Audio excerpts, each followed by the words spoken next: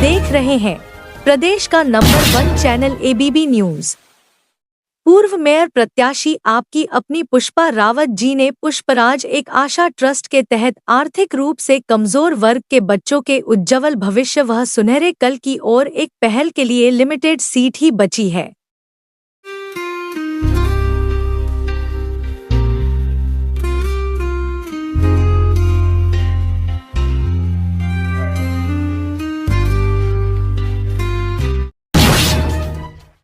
नमस्कार, आप देख रहे हैं ABB न्यूज। मैं हूं आपके साथ आपका दोस्त, आपका होस्ट संजय शर्मा।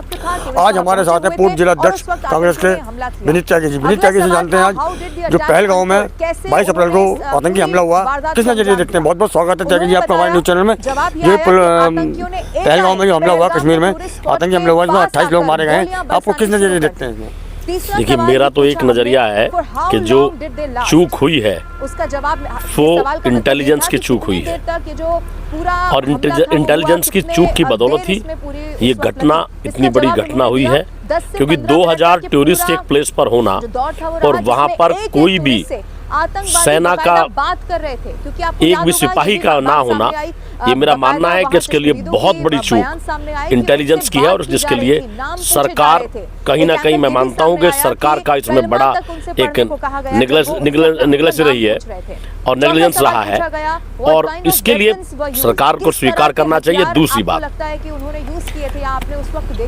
हमारे नेता माननीय राहुल गांधी जी ने ये स्पष्ट तौर पर कहा है, क्योंकि ये दौर अब आपसी फूट का नहीं है, हम एकजुट होकर के सरकार के साथ हैं, और माननीय प्रधानमंत्री जी को ये कड़क डिसीजन लेते हुए, एक बहुत कड़ा डिसीजन लेते हुए, जैसा कि हमारी देश की पूर्व प्रधानमंत्री इंदिरा गांधी जी ने 1971 में 93,000 सैनिकों को बंधक बनाने का काम किया था, ऐसा ही हार्ड डिसीजन लेने की जरूरत है कि जो पाकिस्तान के अंदर जाकर के और उनका इलाज किया जाए।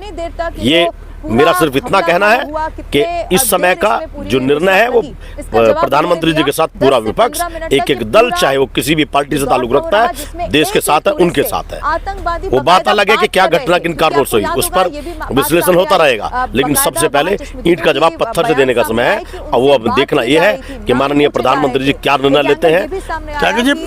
जाति पूछ के मारे हैं, इस बारे में बताएं। देखिए, जातियां पूछकर इसलिए वो किए हैं कि जो भी आतंकी हैं वो जम्मू कश्मीर के अंदर जिन्होंने वो आतंकी हमले को अंजाम दिया, वो सारे लोग पाकिस्तान से थे, और पाकिस्तान पूर्णतः, अगर मैं बात करूं तो वो यहाँ पर हिंदू समुदाय के लोगों को टारगेट कर रहा है। लेकिन आप दूसरा पहलू देखेंगे तो उसमें 6 से 7 लोग मुस्लिमों ने भी अपनी जान गंवाई है। ये बात बिल्कुल सत्य है कि उन्होंने जाति पूछ करके अटैक किया है, लेकिन उसमें 7 से 8 लोग जो है वो मुस्लिम समुदाय के भी मारे गए हैं। और आजकल जो चल रहा है, जो गोदी मीडिया निरंतर दिखाने का प्रयास कर रही है, वो तो बात अलग है कि जो पीड़ित पक्ष थे वहां के, उन्होंने स्पष्ट तौर पर कहा कि वहां की आवाम ने उन लोगों का साथ दिया, तभी वो लोग बच पाए।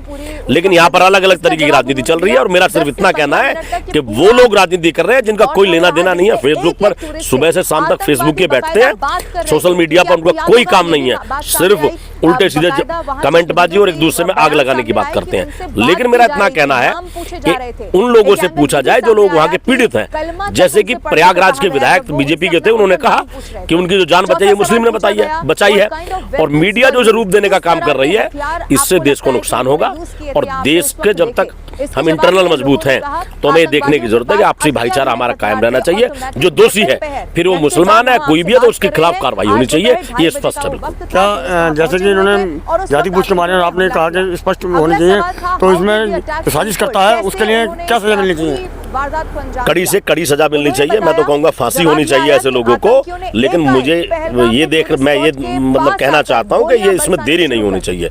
हम सोच रहे थे कि भाई प्रधानमंत्री जी वापस आएंगे तो जल्दी से वो पहुंचेंगे घटनास्थल, लेकिन प्रधानमंत्री जी हमने सोचा वो जल्दी से आकर घटनास्थल पहुंचने वाले थे, लेकिन पता चला कि बिहार की रैली में पहुंच गए।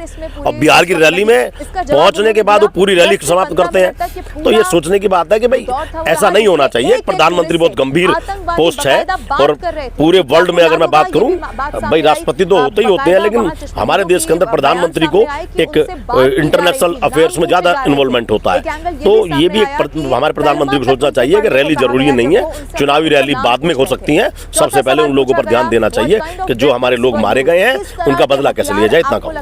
बहुत बहुत धन्यवाद त्यागी जी, आपको आपने समय दिया। देखते रहिए एबीपी न्यूज और फिर मुलाकात होगी किसी और न्यूज के साथ। तब तक के लिए दीजिए नमस्कार।